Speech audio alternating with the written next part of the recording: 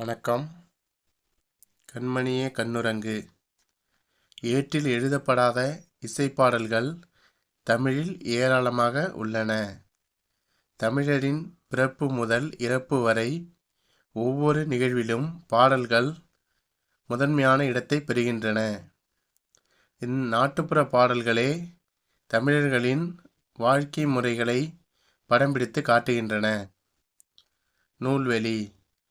தாலாட்டு வாய்மொழி இலக்கியங்களுள் ஒன்று. தாள் என்பதற்கு நாக்கு என்று பொருள். இதில் தாலாட்டு எந்த இலக்கியங்களுள் ஒன்று அப்படின்னு ஒரு கேள்வி கேட்டால் அதற்கான விடை வாய்மொழி இலக்கியம். நாவை அசைத்து பாடுவதால் தாலாட்டு தாள் கூட்டல் ஆட்டு என்று பெயர் பெற்றது. இதில் தாலாட்டு பிரித்து எழுதுக அப்படின்னு ஒரு கேள்வி கேட்டால் அதற்கான பதில் தாள் கூட்டல் ஆட்டு.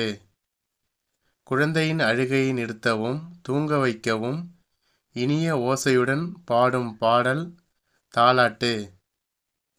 இதில் குழந்தையின் அழுகையை நிறுத்தவும் தூங்க வைக்கவும் இனிய ஓசையுடன் பாடும் பாடல் என்ன அப்படின்னு ஒரு கேள்வி கேட்டால் அதற்கான விடை தாலாட்டு.